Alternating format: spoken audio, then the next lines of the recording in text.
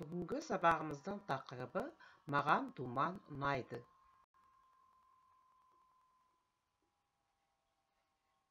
Жаңа сөздер.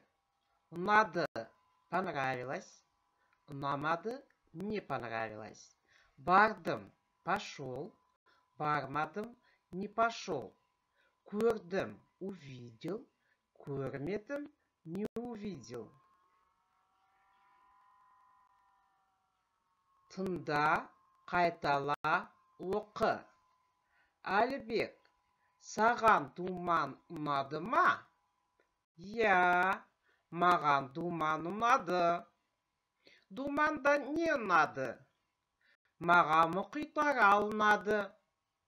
Маған да мұхитарал ұнады. Тасбақаларды, балықтарды көрдім. Маған балықтар ұнады.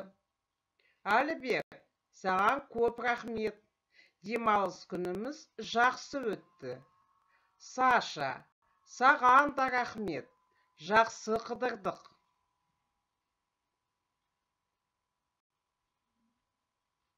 Жазылым. 117-ші бет, екінші тапсырманы орындаймыз.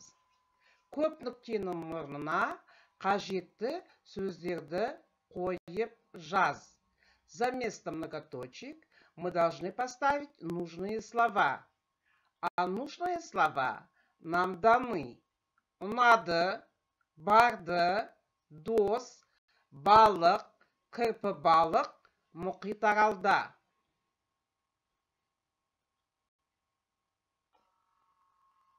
Үйге тапсырма. Задание на дом. Дома, ребята, вы учите стихотворение на странице 119.